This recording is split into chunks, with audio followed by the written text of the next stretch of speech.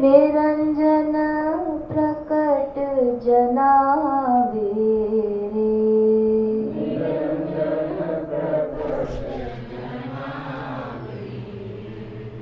तत्व को खोजो निज में साधो।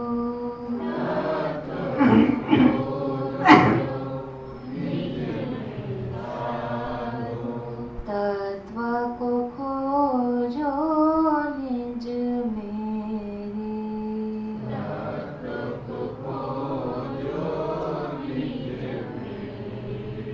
तत्व को खोजो निज में साधो। कौन इधर खड़ा है उसका बिठाओ।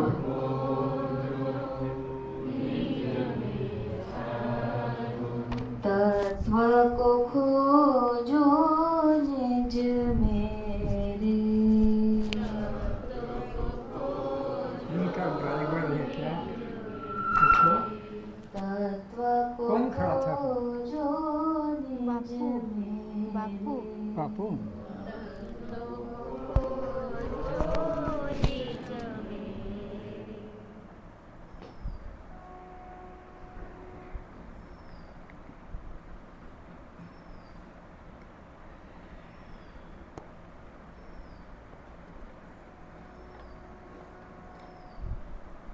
गुरुर्ब्रह्मा गुरुर्विष्णु गुरुर्देवो महेश्वरः गुरु साक्षात् परम ब्रह्म तस्मै श्री गुरुवे नमः। असतो मा सद्गमय तमसो मा ज्योतिर्गमय मृत्योर्मामृतं गमय। ओम शांति शांति शांति।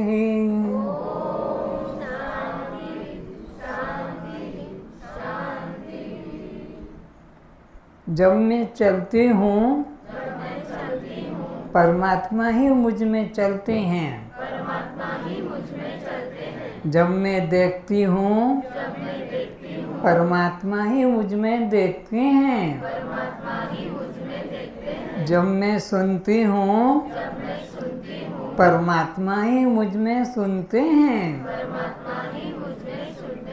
जब मैं बोलती हूँ परमात्मा ही मुझ में बोलते हैं। जब मैं खाती हूँ परमात्मा ही मुझ में खाते हैं। जब मैं सोती हूँ परमात्मा ही मुझ में सोते हैं। जब मैं जागती हूँ परमात्मा ही मुझ में जागते हैं। देह के कोई भी काम बिना परमात्मा के नहीं होता है। वो परमात्मा मैं स्वयं आत्मा हूँ।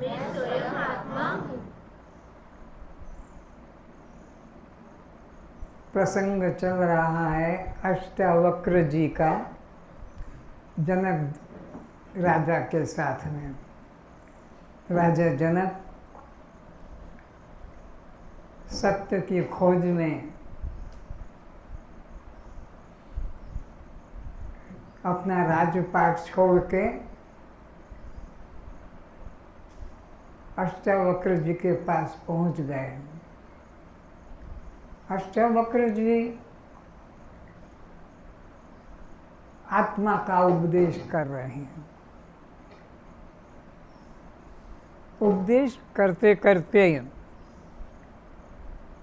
12 साल बीत गए। अष्टावक्र जी के मन में आया कि इतना दीर्घ काल से मैं इसे उपदेश कर रहा हूँ, तो इसके दिमाग में कुछ है या नहीं, कुछ समझ में आया है या नहीं। तो पूछा कि तू जो सुनता है, गर्दन हिलाता है, आनंद प्रकट करता है, तो तू बता क्या समझा। 12 साल हो गए कथा सुनते सुनते, तूने क्या सुना, क्या समझा। जनक ने उत्तर दिया, मैंने एक ही बात महत्वपूर्ण समझी। क्या? कि जन्मों जन्मों से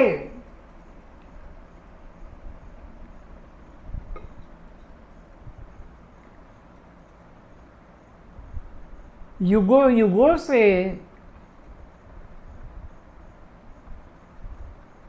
जितने शरीर बदलते जा रहे हैं, मैं वो नहीं हूँ। बस जन्मों जन्मों से, युगों युगों से जितने भी शरीर बदले आज तक मैंने देखा, मैं वह नहीं हूँ। ये शरीर जो है यह मैं नहीं हूँ, मैं तो केवल दृष्टा साक्षी आत्मा हूँ, और इसके अलावा मेरे कुछ नहीं जाना है, इतना ही जाना है। अष्टावक्र जी को खुशी हुई कि इसने मेरे उपदेश को सफल कर दिया, धन्य कर दिया, इसका जीवन भी धन्य हो गया। जो ये जान लिया कि जन्मों जन्मों से जो ये शरीर बदलता आ रहा है, ये मैं नहीं हूँ। कभी राजा बना, तो कभी देव बना, तो कभी यक्ष बना, तो कभी पशु बना, कभी पक्षी बना, कभी कीट पतंग बना, कभी कुत्ता बिल्ली बना। ये जो बदल बदल कर आ रहा है मेरी नज़रों के सामने, मेरी दृष्टि के सामने, ये दृश्य शरीर में नहीं हूँ। अष्टावक्र जी ने कहा, धन्य हो, धन्य हो, तुमने अपना जीवन सार्थक किया, अपने माँ बाप को भी सार्थक कर दिया जिन्होंने तुम्हें जन्म दिया है।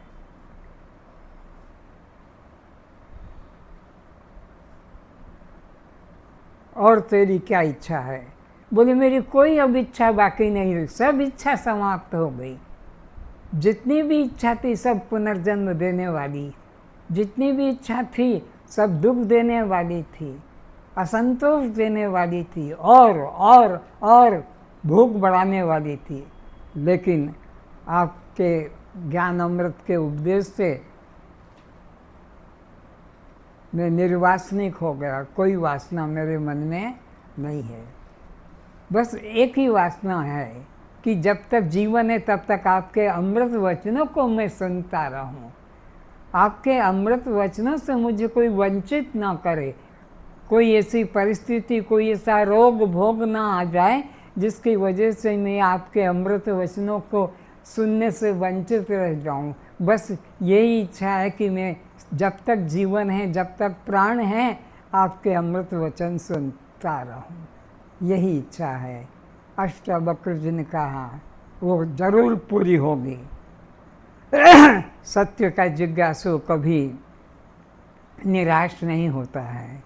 तो अब अष्टावक्र जी क्या कहते हैं जनक जी को ध्यान से सुने और अपने को जाने कि हम सब ध्यान हैं, हम सब जनक हैं, हम सब जितने बैठे हैं जनक राजा की तरह हैं, और उपदेश करने वाला जो है अष्टावक्र जी हैं।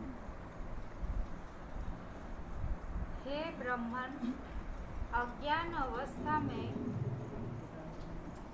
अवस्था में है वह उपादाय के कारण जो हर्ष एवं विषाद होता था। अज्ञान अवस्था में यह पाने योग्य है, यह त्याग करने योग्य है। अज्ञान अवस्था में जो ऐसा लग रहा था, अब आत्मज्ञान प्राप्त होने से अब मुझे ना तो प्राप्त होने योग्य कुछ रहा, ना मुझे कोई त्याग करने की चिंता है। अब आत्मज्ञान हो गया तो मेरे मन में है गे प्रमेय कुछ बाकी नहीं रहा कि ये त्याग करूं, इसे प्राप्त करूं।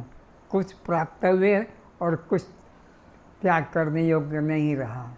मैं अपने आप में पूर्ण हो गया हूँ। अब मेरे कोई मन में किंचित भी वासना नहीं रही कि ये मिल जाए और मिल जाए। कोई भी भौतिक, लौकिक, पारलौकिक कोई वासना मेरे मन में नहीं है। अब तो मैं जैसा था वैसा ही हूँ एवं आत्मानंद में, निजानंद में ही स्थित हूँ। कोई लाइट नहीं है क्या? हैं? ठीक है लाइट? अच्छा बस ठीक है, लाइट की बात थी। फिर से अब तो मैं जैसा था वैसा ही हूँ एवं आत्मानंद में, निजानंद में ही स्थित हूँ। अब मैं निजानंद में स्थित हूँ। पहले तो अपने को मानता था कि मैं राजा हूँ, राज्य मेरा है, अमुक शत्रु है, अमुक मित्र है, ये इतना जीत लिया, ये सब खजाना मेरा है। किंतु ये सब वासना मेरी लौकिक खत्म हो गई। भौतिक वासना अब मेरे मन में नहीं रही। अब तो मैं एक ही भाव में स्थित हूँ कि मैं दृष्टा चैतन्य आत्मा हूँ और कुछ भी नहीं। आत्मा हमारा स्वभाव है। ये हमारा आत्मा जो है ये स्वभाव है। स्वभाव कभी बदलता नहीं है। तो आत्मा मेरा स्वभाव है, इसमें मैं स्थित हूँ। आनंद हमारा नित्य सहज स्वभाव है। नित्य सहज स्वभाव है। उसको पाने के लिए साधन करना नहीं पड़ता। मैं आत्मा हूँ, मैं दृष्टा हूँ, यह सहज मेरा स्वभाव है, इसमें कोई रुकावट नहीं।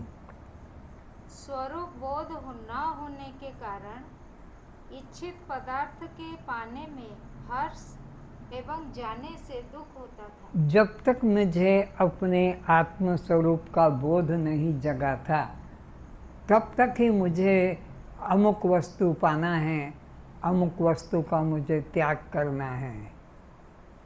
कुछ लाना है और कुछ त्याग करना है, ये भाव रहता था जब तक आत्मा का ज्ञान, पूर्णता का ज्ञान नहीं था। अब मुझे पूर्णता का ज्ञान हो गया कि मैं दृष्टा साक्षी आत्मा हूँ, मुझसे किंचित भी अन्य कोई वस्तु नहीं है। तो अब ग्रहण त्याग के मन से भावना ही चली गई कि ये पाना है, ये छोड़ना है। किसको पाना, किसको छोड़ना? एक परमात्मा के अलावा तो कुछ दूसरा है नहीं। सिया राम मैं सब जग जानी और करऊँ प्रणाम जोड़ जुग पानी। किसका त्याग करूं, किसको ग्रहण करूं? कुछ दूसरा है ही नहीं। बस ऐसा बोध जग गया मेरे मन में।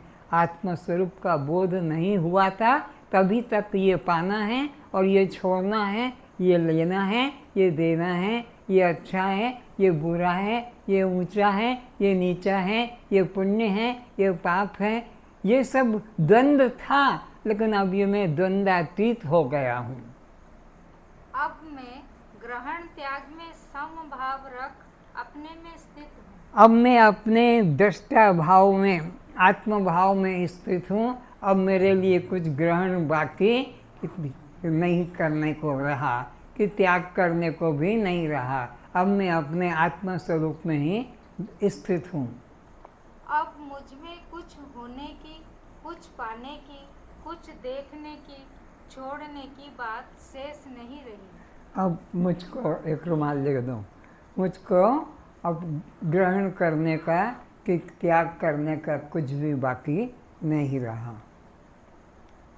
श्रोताओं को अष्टावक्र के वचन सुनने में यह भय होता है कि हमें जो करके पाने की, कुछ नूतन होने की इच्छा है, वो हमारा स्वप्न अधूरा रह जाएगा। अष्टावक्र जी की उपदेश सुनने से ये लगा श्रोताओं को कि जो हमको करके पाने का जो था, अब वो बात ही ख़त्म हो गई। अब किसको पाने की इच्छा करें? वो अधूरी रह गई हमारी वासना। जो हम कर्म करके साधन करके पाना चाहते थे, अब अष्टावक्र जी ने ऐसी पूर्णता का अनुभव करा दिया कि अब कुछ करना हमारे लिए बाकी नहीं रहा। इसलिए श्रोता सुनते समय कुछ करके पाने की बात को तो ध्यान से सुनते हैं। तो श्रोता लोग कुछ करके पाने की बात को तो बहुत ध्यान से सुनते हैं कि इससे ये मिल जाएगा, इससे ये मिल जाएगा, इससे ये मिल जाएगा, लेकिन मैं ब्रह्म रूप हूँ, मैं आत्मा रूप हूँ, मैं पूर्ण हूँ, इस बात को सुनने में थोड़ा थक जाते हैं कि ये क्या कुछ भी करना नहीं, बिना कुछ किए सब कुछ प्राप्त हो जाता है। बिना किए श्रवण मात्र से हो जाने की बात को सुनी अनसुनी कर जाते हैं। तो इस बात को श्रोता लोग सुनी अनसुनी कर जाते हैं। पाकर करके पाने की बात को तो बहुत ध्यान से सुनते हैं कि इससे मकान मिल जाएगा, इससे गाड़ी मिल जाएगी, इससे मेरे को जो है यह अलंकार मिल जाएगा, इससे मेरे को यह वस्तु मिल जाएगी। वो तो बड़े ध्यान से सुनते हैं करने, लेकिन बिना किए तुम ब्रह्म रूप हो, ये बात को सुनने में आलस कर जाते हैं, सुना अनसुना कर जाते हैं, क्योंकि उसमें कुछ करना ही नहीं है। जनक जी का अंतिम संदेश है कि मैं बिना किए अपने स्वभाव को प्राप्त हो गया। अब जनक जी ने सुनने के बाद में यही कहा कि आपके उपदेश का यह मेरे जीवन में चमत्कार घटा कि बिना कुछ किए मैं अपने आप में पूर्णता का अनुभव कर रहा हूँ। बिना कुछ किए मैं ब्रह्म रूप में, मुक्त रूप में अनुभव कर रहा हूँ। आपके उपदेश से, आपके वचनामृत से यह मेरे जीवन में घटना घटी। आत्मज्ञानी का परमात्मा के साथ एकत्व बोध हो जाने से उसके मन से सभी विभाजन भेद समाप्त हो जाते हैं। श्रोता के मन में जब जीव ब्रह्म की एकता का बोध जग जाता है, तो फिर भेद वादक जितना भी कथन था वह सब समाप्त हो जाता है। भेद नाम की कोई वस्तु ही नहीं रहती है, अप्राप्त नाम की कोई स्थिति ही नहीं रहती है, क्योंकि आत्मा की पूर्णता का बोध जग गया। वह निर्विकल्प में स्थित हुआ परमानंद का अनुभव करता है। अब मैं निर्विकल्प में, निराकार आत्मा में पूर्णता का अनुभव करता हूँ। अब आप जैसा कहोगे वैसा ही करूँगा, जहाँ ले चलोगे वहीं ले चलूँगा, जो खिलाओगे वही मैं खा लूँगा, जो सुनाओगे वही मैं सुन लूँगा। अब मेरी तरफ से कोई कामना, कोई चिंता, कोई वासना बाकी नहीं है। अब आप जहाँ जिस तरह चाहो मुझे रख सकते हो। वह ब्राह्मण, क्षत्रिय, वैश्य, शूद्र जाति, ब्रह्मचर्य, गृहस्थ, वानप्रस्थ, संन्यास्त, आश्रम, अनाश्रम की व्यवस्था अपने लिए स्वीकार नहीं करता है।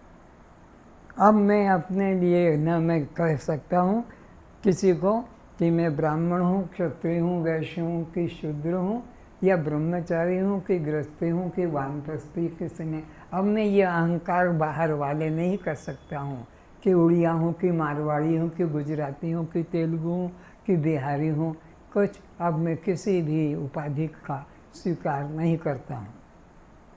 अज्ञानियों के लिए विभिन्न कर्मों का विधान है। अज्ञानियों के लिए ये जातियों का विधान है, यह आश्रमों का विधान है, ये शरीरों का विधान है। अज्ञानियों के लिए ये कर्मों का विधान है, अज्ञानियों के लिए पुण्य पाप का विधान है।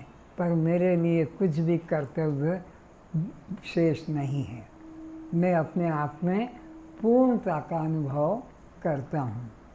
जप, माला, भजन, कीर्तन, पूजा पाठ, होम यज्ञ, तीर्थ, मंदिर, ध्यान, समाधि आदि साधन है। ये साधन अज्ञान अवस्थाओं में मंत्र माला, जप तप का, पूजा पाठ का, कीर्तन भजन का, व्रत उपवास का, तीर्थ मंदिर का, ये सब साधन अज्ञान काल में बताए जाते हैं, किंतु आत्मा का बोध हो जाने पर उसमें कोई भी प्रकार का कर्तव्य नहीं रहता है।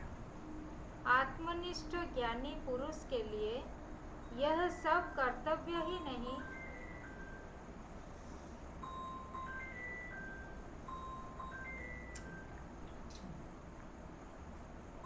कौन खोल के बैठा है?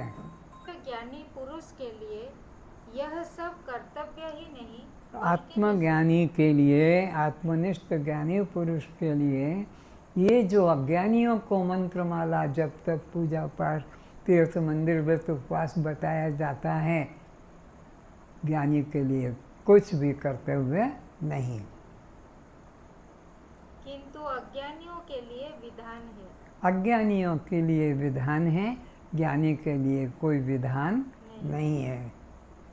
इन कर्म कांड की साधन भक्ति द्वारा उनका चित्त शुद्ध होने से मल विक्षेप दोष दूर हो सकेंगे। 3 दोष जीव में हैं, मल दोष, विक्षेप दोष, आवरण दोष। 3 दोष को दूर करने के लिए 3 वेद में साधन बताए हैं, कर्म कांड, उपासना कांड और ज्ञान कांड। 80,000 मंत्र कर्म कांड के मल दोष जीव का कैसे कटे, जैसे कपड़े का मैला कैसे कटे, तो सर्फ साबुन लगाओ कि सनलाइट साबुन लगाओ कि कोई और प्रकार का सोडा आदि का प्रयोग करो, वैसे ही जीव के अंदर मल दोष है, उसको दूर करने के लिए 80,000 वेद मंत्र हैं। जीव का जो दूसरा दोष है विक्षेप, उसको दूर करने के लिए 16,000 मंत्र हैं। और तीसरा दोष है आवरण अज्ञान, उसको दूर करने के लिए 4,000 मंत्र हैं। इस तरह पूरे वेद में 1,00,000 मंत्र का व्यवस्था है मल, विक्षेप और आवरण दोष दूर करने के लिए। जिसका मल दोष कट गया, विक्षेप दोष कट गया, वही चित्त शुद्ध वाला व्यक्ति ज्ञान का अधिकारी होता है। अभी मल दोष ही नहीं गया है, चित्त का विक्षेप दोष नहीं गया, और वो गुरु जी से कहे हमको ज्ञान दे दो, ये कोई लड्डू पेड़ा है जो दे दे और तुम लेके खा लोगे? जिसका 80,000 मंत्र के द्वारा मल दोष जाता है, मन वचन कर्म से किसी को वो कटु शब्द नहीं बोलता, किसी का बुरा नहीं सोचता, इस तरह से मल दोष चला जाता है। जिसका आहार शुद्ध है, कर्म शुद्ध है, जिसका चित्त शुद्ध है, वो ज्ञान का अधिकारी होता है। और वो ज्ञान का अधिकारी साधन 4 संपन्न होना चाहिए, विवेक भी हो, वैराग्य भी हो, षट संपत्ति भी हो और मुमुक्षुता। ये 4 चीज जिसमें होगी, गुरु उसे देखकर फिर ज्ञान देता है। इसको तो विवेक नहीं कि विवेक किसे कहते हैं, वैराग्य किसे कहते हैं, षट संपत्ति किसे कहते हैं और मुमुक्षुता किसे कहते हैं। 4 साधन संपन्न व्यक्ति गुरु से ज्ञान का अधिकारी होता है। और ये 4 साधन संपन्न कौन बनता है? जो 80,000 कर्मकांड और 16,000 उपासना कांड के साधन को इस जन्म में या इसके पहले कई जन्म पहले भी कर चुका है, किंतु ज्ञान नहीं पाया था। इसीलिए पुनरपि जननम पुनरपि मरणम, बार बार जन्मना और बार बार मरना पड़ता है। कर्म तो तुम जन्मों जन्मों से करते आ रहे हो, उपासना तो जन्मों जन्मों से करते आ रहे हो, तीर्थ मंदिर व्रत उपवास तो जन्मों जन्मों से करते आ रहे हो, लेकिन अथा तो ब्रह्म जिज्ञासा, ब्रह्म को पाने की जिज्ञासा यह मानव जीवन में जगती है। बड़े भाग्य मानुष तन पावा, देवता तरस रहे हैं कि देवता कहते हैं हमको एक बार मनुष्य शरीर दे दो। देवता तरस रहे हैं। जिन देवी देवता की अज्ञानी मंदिर माला पूजा करते हैं, जिन देवी देवता की वे देवी देवता इस मानव जीवन के लिए प्रार्थना करते हैं। क्यों? बड़े भाग्य मानुष तन पावा। ये साधारण नहीं, 83,99,999 योनियां बीत जाने के बाद कब हुक करी करुणा नरदेहीन, ये देव दुर्लभ मानव जीवन कभी कभी मिलता है। और उसमें आकर अगर ब्रह्म जिज्ञासा जग गई तो धन्य हो जाता है, नहीं तो फिर 84 के चक्कर में चला जाता है। यह साधारण बात नहीं है मनुष्य जीवन मिलना। और ब्रह्म जिज्ञासा, तो जब ब्रह्म जिज्ञासा जग गई तो गुरु उसको फिर कर्म उपासना से मुक्ति दिला देता है। साधन भक्ति द्वारा उनका चित्त शुद्ध होने से मल विक्षेप दोष दूर हो सकेंगे, जिससे वे आगे चलकर इस देव दुर्लभ आत्मज्ञान के अधिकारी बन सकेंगे। तो आत्मज्ञान के अधिकारी कौन बनेंगे? जिनके चित्त शुद्ध हो गए हैं, मल विक्षेप दोष चले गए हैं, खत्म हो गए। जो पहले 80,000 और 16,000 मंत्र की पहले साधना कर चुके हैं और अब मनुष्य शरीर में आ गए हैं और ब्रह्म को पाने की भूख जग गई, मुक्ति को पाने की भूख जग गई, तो उनका जीवन इस जीवन में गुरु धारण करके पूरा हो जाएगा। और अगर गुरु धारण नहीं किया तो फिर वह अपने कर्म के अनुसार जो जस करें सो तस फल चाखा, कभी यक्ष बनेंगे, कभी राक्षस बनेंगे, कभी कुत्ता बिल्ली बनेंगे, कभी गधा घोड़ा बनेंगे, कभी पशु पक्षी बनेंगे, कभी चील तोता कौवा बनेंगे। ऐसे 84 लाख योनियों में वो भटकता रहेगा। 84 लाख योनि का चक्र तो तभी समाप्त होता है जब ये गुरु के निकट पहुंचकर श्रद्धा पूर्वक उनसे वेदांत तत्व का श्रवण मनन निध्यासन साधन करता है।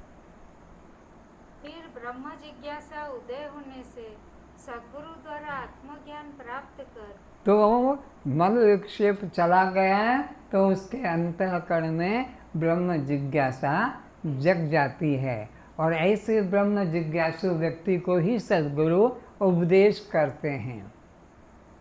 फिर अपने जीवन मुक्ति, नित्य मुक्ति का, अपने स्वरूप का, अपने स्वभाव का बोध जागृत हो सके। फिर उन सद्गुरु के द्वारा जीव को, जो अधिकारी जीव हैं, उनका अंतःकरण शुद्ध होने से फिर उनको अपने ब्रह्म रूप का बोध जग जाता है, अपने मुक्त स्वरूप का बोध जग जाता है कि मैं नित्य शुद्ध बुद्ध मुक्त आत्मा हूँ।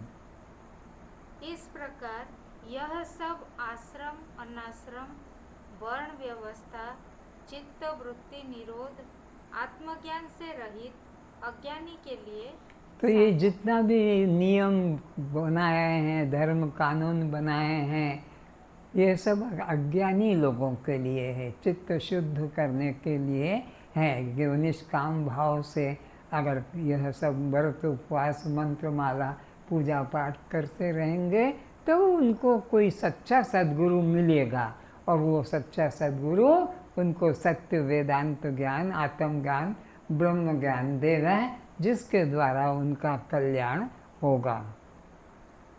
जनक जी कहते हैं, मैं अपने स्वभाव का, अपने आत्म स्वरूप का अनुभव कर चुका हूँ। अब जनक जी ने अपने अनुभव को प्रकट किया तो जब पूछा अष्टावक्र जी ने, बोल तेरी क्या इच्छा है, क्या इच्छा है, क्या जिज्ञासा है, तो जनक जी ने क्या इच्छा प्रकट की? मैं अपने स्वभाव का, अपने आत्मस्वरूप का अनुभव कर चुका हूँ। कि मैंने तो अपने दृष्टा साक्षी आत्मस्वरूप का अनुभव आपकी कृपा से कर लिया। अब मेरे मन में कोई वासना भोग की शेष नहीं। अब मुझे आश्रम अनाश्रम जाति वर्ण का भेद नहीं। अब मेरे मन में कि मैं संन्यास ले लूं, कि मैं सन्यासी बनूं, इस तरह से कोई भेद आश्रम का कि गृहस्थ आश्रम छोड़ के संन्यास आश्रम में जाऊं, ऐसी कोई मन में वासना कामना नहीं है। ना मेरे लिए ध्यान धारणा समाधि की जरूरत है।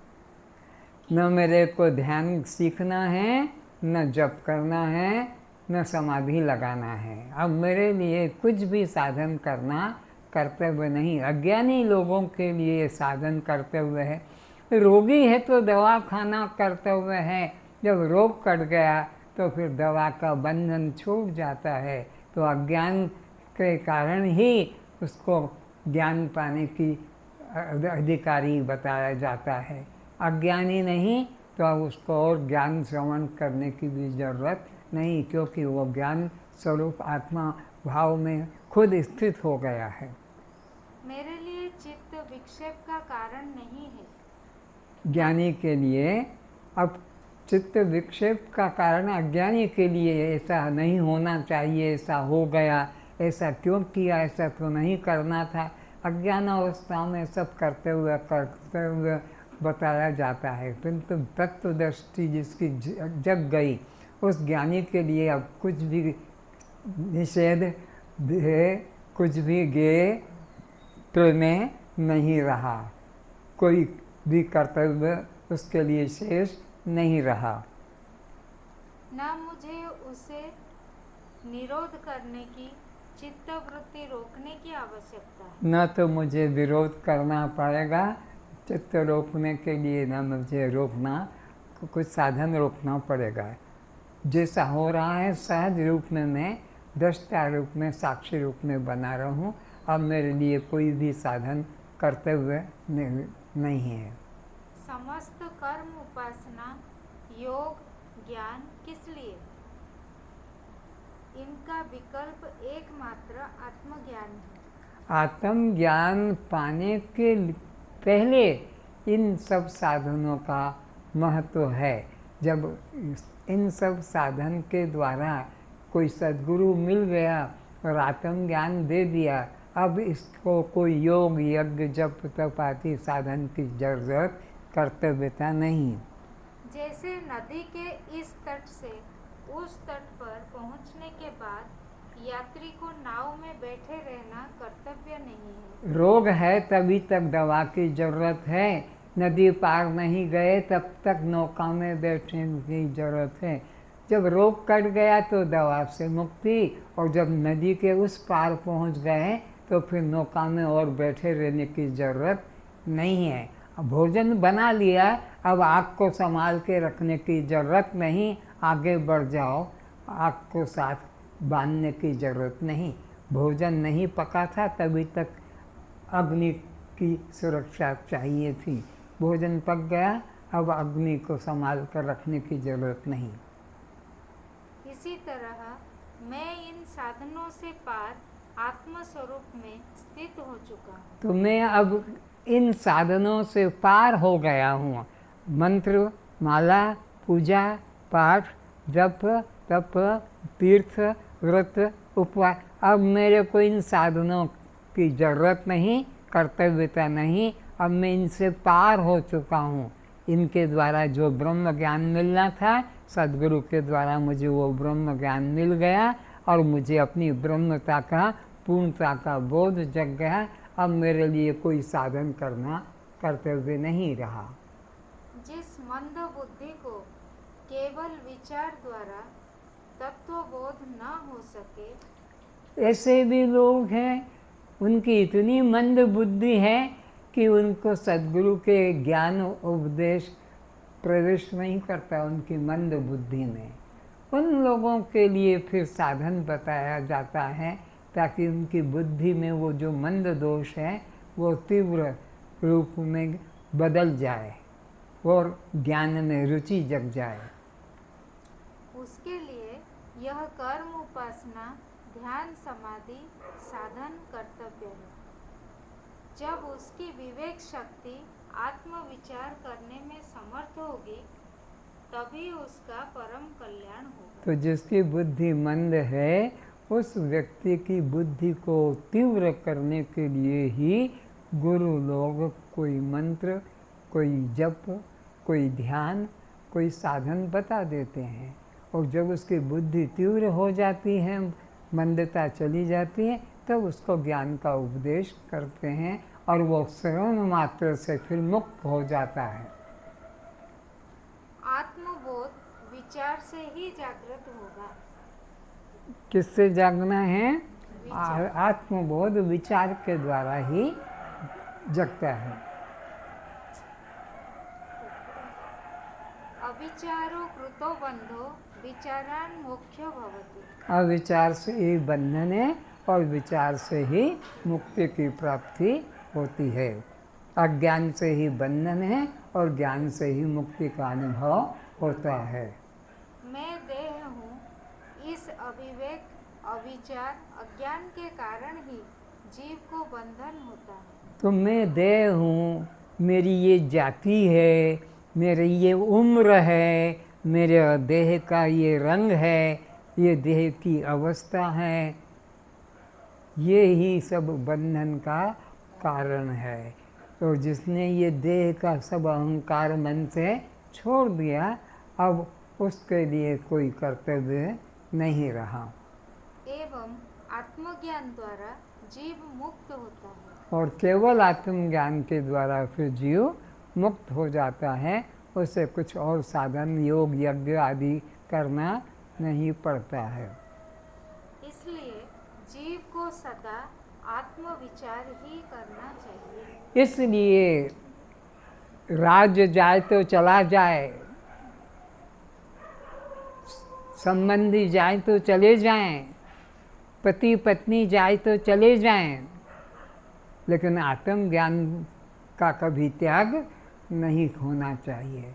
आत्मज्ञान आत्मविचार का कभी त्याग नहीं करना चाहिए। आत्मविचार आत्मज्ञान में सब कुछ समर्पित कर दो, पर आत्मज्ञान का कभी त्याग मत करो। ये हमेशा सत्संग में विचार जगाना चाहिए कि ये जो सत्संग में आते हो तो यह तुम अपने पे कृपा कर रहे हो ताकि तुम मुक्ति में स्थित हो सको। नहीं तो तुम्हारा विचार नहीं रहेगा, आत्मचिंतन नहीं रहेगा, जगत का चिंतन रहेगा, खान पीन लेन देन का, तो बस तुम संसार में ही फिर जन्म लोगे। जो अविचार से भुला दिया गया है, उस स्थिति का अनुभव करने के लिए कर्म साधन नहीं है, विचार ही साधन है। जो अज्ञानता के कारण तुमने अपने स्वरूप का भूल गए हो, अपने आत्मस्वरूप को भूल गए हो अविचार के कारण, तो उसका साधन विचार ही है। विचार के द्वारा ही तुम अपनी भूल को मिटा सकते हो। कर्म साधन वहाँ करना पड़ता है जहाँ वस्तु पहले से नहीं है। कर्म वहाँ करना पड़ता है। तुमको कहीं जाना है तो साधन ढूंढना पड़ेगा। ट्रेन मिलेगी कि प्लेन मिलेगा कि गाड़ी मिलेगी कि ऑटो रिक्शा मिलेगा। जो चीज़ तुमसे भिन्न है, दूर है, उसे पाने के लिए साधन करना पड़ेगा। कपड़ा खरीदने जा रहे हो तो वो रंग का कपड़ा, वो डिजाइन का कपड़ा, वो अलंकार मिलेगा कि नहीं, वहाँ साधन चाहिए। लेकिन परमात्मा आत्मा मुक्ति यह कोई वस्तु पाने की चीज़ नहीं, खरीदने की चीज़ नहीं, और तुमसे अलग भी नहीं, तुमसे दूर भी नहीं कि कोई गुरु दया करके दे देगा। कोई दुनिया में गुरु नहीं जो आत्मा को देगा, मुक्ति को देगा कि आनंद को देगा। ये तो तुम्हारा संपत्ति खुद का स्वरूप है। संपत्ति तो फिर भी अलग हो जाती है। आत्मा मुक्ति शांति ये तो तुम्हारा स्वरूप है। इसको पाने के लिए कोई साधन की जरूरत नहीं है। उत्पत्ति, प्राप्ति, विकार, संस्कार, नाश, कार्य हेतु ही कर्म का कर्म के कर्ता को 5 चीज़ें हैं। कर्म करता व्यक्ति कर्म करता है तो उसमें प्राप्ति, उत्पत्ति, विकार, संस्कार, नाश 5 तरह से होता है। पर परमात्मा के लिए, आत्मा के लिए इन 5 में से कोई की जरूरत नहीं। अविचार से बंधन है, वो विचार से ही मुक्ति है। आत्मा जीव का नित्य स्वरूप है। आत्मा जैसे अग्नि का उष्णता, यह साधन साध्य नहीं है, नित्य स्वभाव है। चीनी की मधुरता, गुड़ की मधुरता, यह उसका सहज स्वभाव है। नमक की खराशता सहज स्वभाव है। चीनी की तीक्ष्णता सहज स्वभाव है। ऐसे ही मुक्ति आत्मा का सहज स्वभाव है। ये साधन साध्य चीज़ नहीं है। साधन साध्य चीज़ परोक्ष और दूर होती है और वो नाशवान होती है, प्राप्त हो जाएगी फिर नष्ट हो जाएगी। आत्मा तो तुम्हारा अपना स्वरूप है। यह उसे विस्मरण हो चुका है। बस इसे भूल गए हैं, विस्मरण हो गया है। कहाँ हमने रखा है वो हमारा अलंकार हमको याद नहीं आ रहा, तो एक एक डब्बे डब्बे में, अलमारी में खोजते हैं और फिर तुमने देखा, क्योंकि हम भूल गए हैं, याद नहीं है। याद आने की ज़रूरत है और पता लगेगा कि जिस कंगन को, जिस माला को मैं बाहर ढूंढ, अरे वो तो मेरे गले में पड़ी है, गले में माला पड़ी है और हम उसे इधर उधर वस्तुओं में ढूंढ रहे हैं। तो ऐसे ही आत्मा हमारा सहज स्वभाव है और हम तीर्थों मंदिरों में ढूंढ रहे हैं। जब सद्गुरु मिलेगा और होश करा देगा कि जाको तू खोजत फिरे सो तू आपे आप, वो तो तू खुद है, वो पाने की चीज़ नहीं। खोई हुई होती तो पाए, लेकिन आत्मा तो कभी खोया नहीं, तो कभी पाने की ज़रूरत भी नहीं।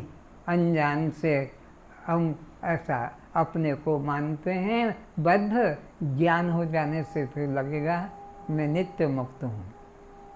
उसका उसे स्मरण कराने वाला कोई सद्गुरु चाहिए। तो उसके लिए बस एक ही चीज़ की ज़रूरत है कि याद कराने वाला। वो चीज़ हमारी है, हमारे घर में ही है, लेकिन हमको पता नहीं कि हमने कहाँ रखा। तो हमें ऐसा नौकर, विश्वास पात्र या कोई सद्गुरु चाहिए जो बता दे कि देख ये तेरे मन बुद्धि का जो प्रकाशक है वो आत्मा है और वो तू है। मन बुद्धि को जो जानने वाला है वो आत्मा है और वह तू है, और कुछ करना नहीं। सद्गुरु श्री कृष्ण के उपदेश द्वारा अर्जुन को स्मरण हो गया कि मैं कौन हूँ।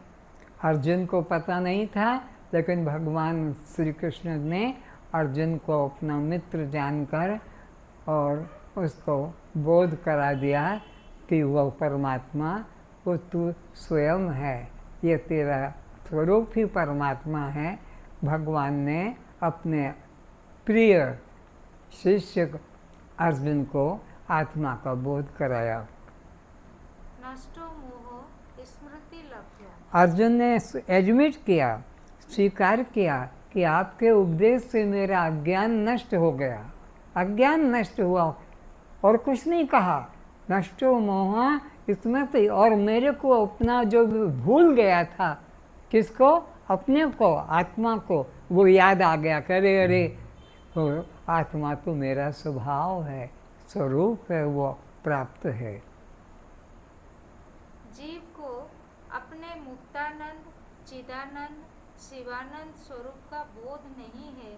बस बोध नहीं है, बनना कुछ नहीं, बनाना कुछ भी नहीं, कहीं कुछ खोया नहीं कि कुछ पाना भी नहीं, बस भूल हो गई है, उसे याद करना है। इसी कारण उसे जन्म मरण का दुख बंधन है। इसी कारण से, उस अज्ञानता के कारण से जन्म मरण 84 का बंधन है, अज्ञानता के कारण।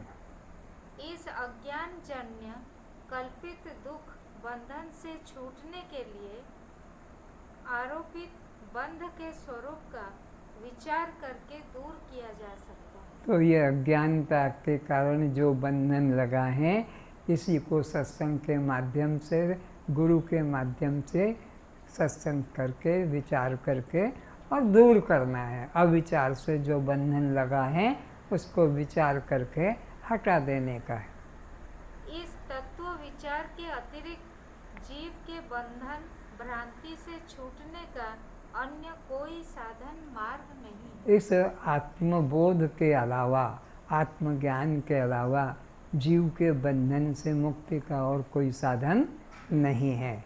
जीव को अज्ञानता से बंधन लग रहा है, गुरु कृपा से ज्ञान हो जाने से, और वो मुक्ति का अनुभव करता है, और कोई साधन नहीं।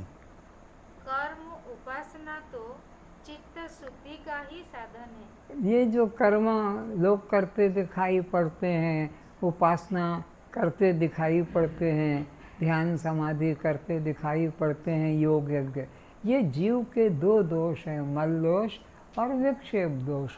मल दोष के लिए निष्काम कर्म है और विक्षेप दोष के लिए निराकार आत्मा की उपासना है। बस ये दो साधन से जब वो मल विक्षेप हट गया, फिर ये सीधा ब्रह्म ज्ञान का अधिकारी बन जाता है। उसके बाद भी यदि आत्मज्ञान में प्रवृत्ति नहीं हुई तो वह कर्म उपासना भी जीव के लोक परलोक के बंधन को ही देने वाला है। अगर आपको कर्म उपासना करने के बाद में ब्रह्म को पाने की जिज्ञासा, भूख नहीं जगी, तो आपके कर्म उपासना का फल स्वर्ग वैकुंठ आदि देगा और फिर 84 में भटकना पड़ेगा। स्वर्ग में सदा नहीं रह पाओगे कि वैकुंठ में, होटल में तो तभी रह पाओगे, रेस्टोरेंट में, जब तक तुम पैसा देते रहोगे। पैसा नहीं दोगे तो तुमको निकाल दिया जाएगा। तो स्वर्ग भी तभी तक है जब तक पुण्य है, वैकुंठ तभी तक है जब तुम्हारी भक्ति है। जहाँ वो भक्ति खत्म हो गई, पुण्य खत्म हो गया, वहाँ से गिरा दिए जाओगे। तो इसलिए ज्ञान ही एक ऐसा साधन है जिससे जीव को नित्य मुक्ति की प्राप्ति होती है। कर्म उपासना तो चित्त शुद्धि का साधन है, उसके बाद में ज्ञान में रुचि है तो धन्य है, और ज्ञान में रुचि नहीं तो अपने कर्म का फल भोग वही 84 में फिर भटकोगे, पशु पक्षी बनकर, कुत्ता बिल्ली बनकर। अतः मुमुक्षु को किसी सद्गुरु की शरण ग्रहण कर इस स्वरूप बोध कराने वाले साधन तत्व विचार को दृढ़ बोध होने तक अवश्य करते रहना चाहिए। इसलिए जीव को अपने कल्याण हेतु कोई सद्गुरु की शरण ग्रहण करना होगा, तभी जाकर उनसे वो ज्ञान मिलेगा और तभी यह 84 के चक्कर से मुक्त हो सकेगा। अगर सद्गुरु से ज्ञान प्राप्त नहीं किया तो तुम्हारी कर्म भक्ति तुमको पुण्य का फल दे देगी और फिर वही 84 के चक्कर में तुमको डाल देगी। 84 लाख योनियों में कुत्ता बिल्ली गधा घोड़ा, आज जिन्हें देखकर तुम नफरत करते हो, कुत्ता, ये सूअर है, ये सांप है, ये हाथी, ये घोड़ा, तुम खुद वही कुत्ता बिल्ली सांप चूहा बनोगे। जब तक आत्मज्ञान नहीं होता है तब तक ये पुनरपि जननम पुनरपि मरणम पुनरपि जननी जठरे शयनम, बार बार 84 के चक्कर में भटकते रहोगे। माँ के गर्भ में जाओगे, सर नीचे टांग ऊपर, सबको ऐसा ही होता है। सबको सर नीचे करके और टांग ऊपर रख के निकाला जाता है। टांग पहले नहीं निकलती है, पहले तो सर निकलता है और अपना कष्ट भोगता है। तो ज्ञान प्राप्त करने की चेष्टा करना चाहिए। मानव जीवन एक ऐसा जीवन है जहाँ ज्ञान प्राप्त किया जा सकता है, और कोई देवियों ने भी, क्योंकि सुर दुर्लभ देवताओं को भी यह मानव जीवन दुर्लभ है, ब्रह्म ज्ञान दुर्लभ है, तब उसको पाने की इच्छा करो। तस्मात् सदा विचारयेत्, सदा विचार करो। अविचार से बंधन है और विचार से मुक्ति है। जनक जी निश्चय से बता रहे हैं, मैं शास्त्र के विधि निषेध शासन से ऊपर उठ चुका हूँ। जनक जी कहते हैं कि अब मेरे ऊपर कोई शास्त्र नहीं चल सकता। मेरे को कोई ये यज्ञ क्यों नहीं किया, ये जप क्यों नहीं किया, यह वेद क्यों नहीं पढ़ा, ये गीता पाठ, अब मेरे को कोई वेद शास्त्र मेरे ऊपर शासन, मैं इनसे शास्त्र के शासन से मुक्त हो गया हूँ। अब मेरे को कोई शास्त्र ऊपर शासन नहीं कर सकते। आत्मनिष्ठ ज्ञानियों के लिए वह सब अनुशासन कर्तव्य रूप नहीं होते हैं जो अज्ञानियों के लिए होते हैं।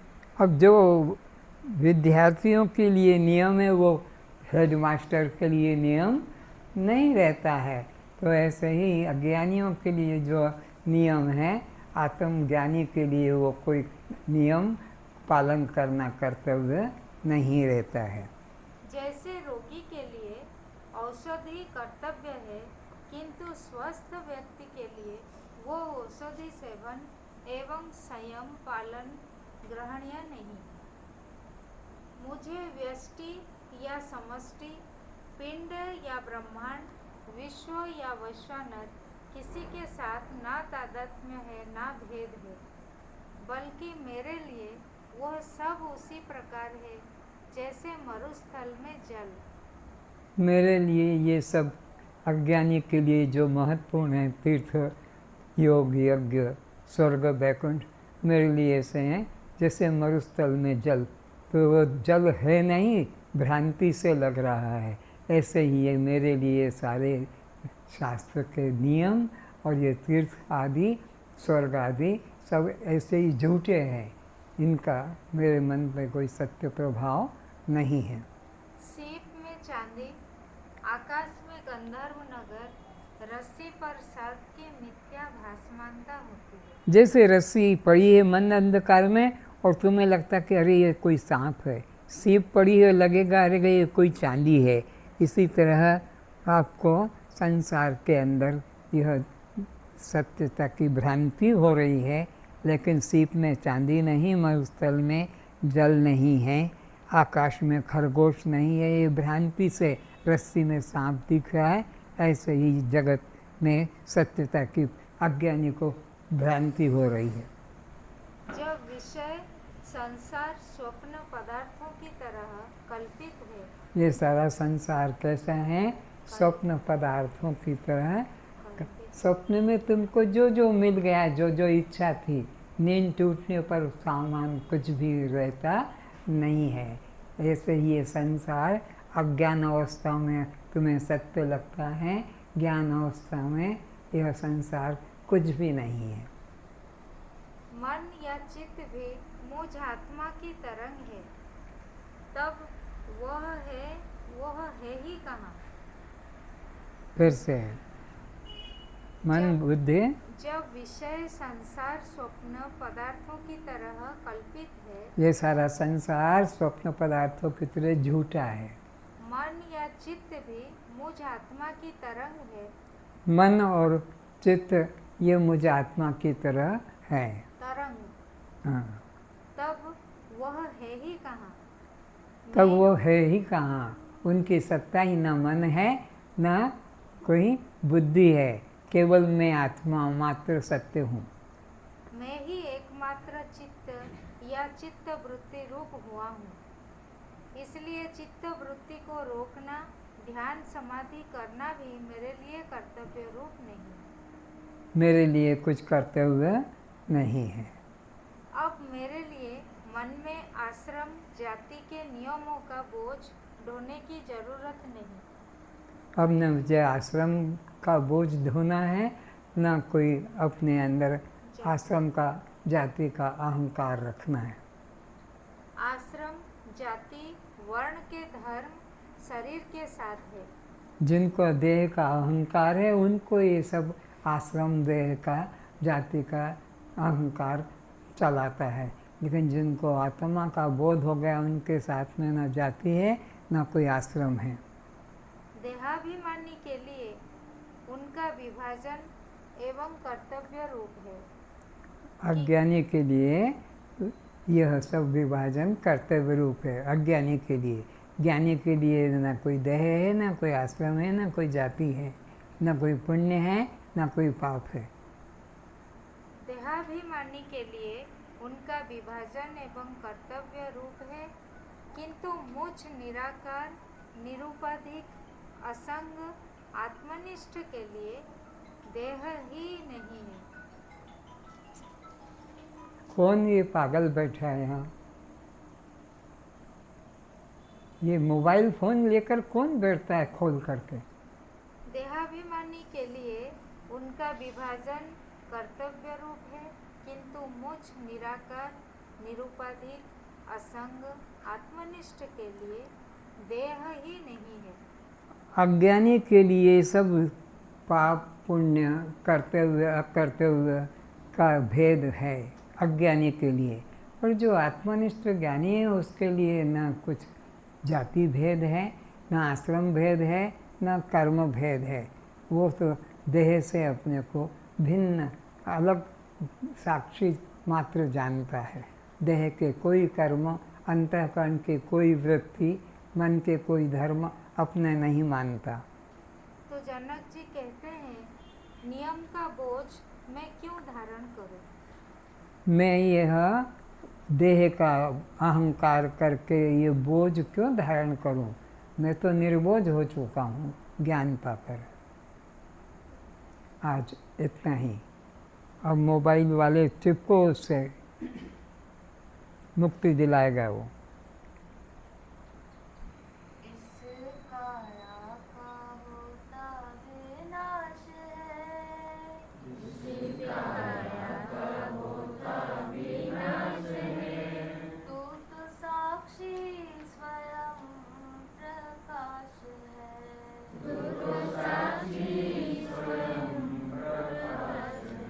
कल से मोबाइल वाले सत्संग में नहीं बैठेंगे, वो नीचे जाके गैरेज में बैठे रहेंगे।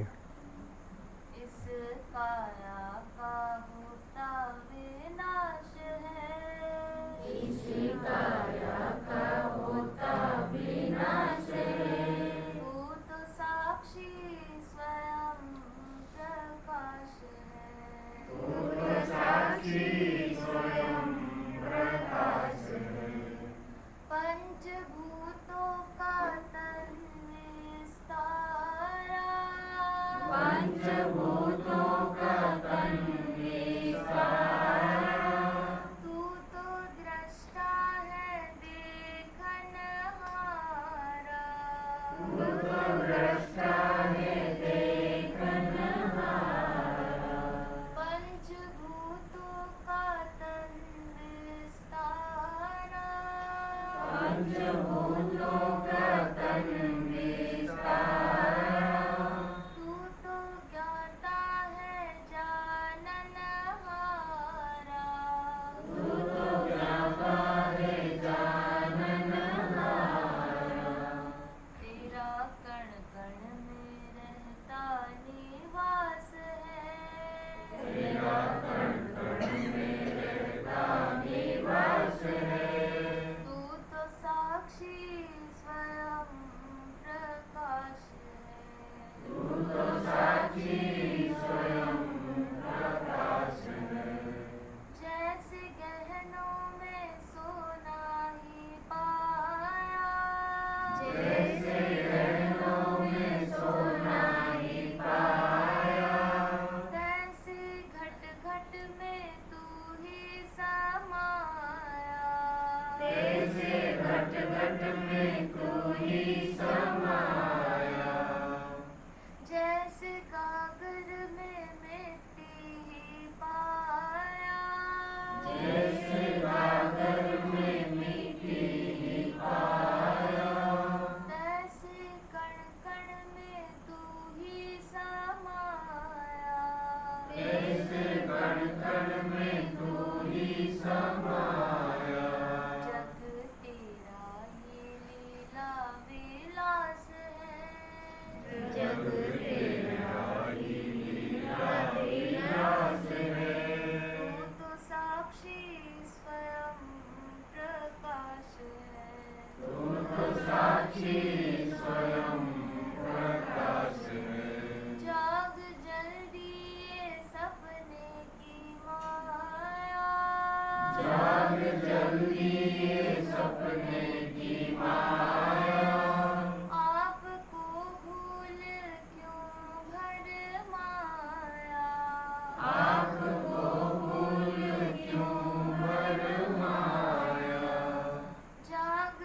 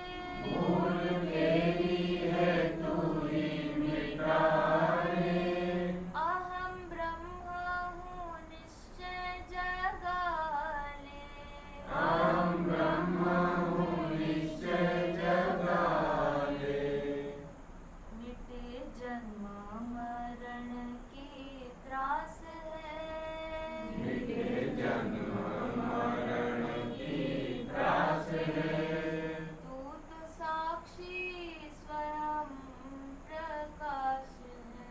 तू तो साक्षी स्वयं प्रकाश है। इस काया का होता विनाश है। इस काया का होता विनाश है। तू तो साक्षी स्वयं प्रकाश है। तू तो साक्षी स्वयं प्रकाश है। तू तो साक्षी स्वयं प्रकाश है। तू तो साक्षी स्वयं प्रकाश है। कस्त्वम, दृष्टा साक्षी आत्मा हम। क्या आप जड़ हैं, चेतन है। दृश्य हैं, दृष्टा है। अनात्मा हैं, आत्मा है। शव हैं, शिव है। पर प्रकाश हैं, प्रकाश है। तो बद्ध हैं, मुक्त है। तो जन्म मरण किसको, शरीर को, भूख प्यास किसको, प्राणों को, सुख दुख किसको, मन को, बंध मोक्ष किसको। जीव को। कस्त्वम। दृष्टा साक्षी आत्मा। आप उठें, प्रसाद लेके नीचे चलें।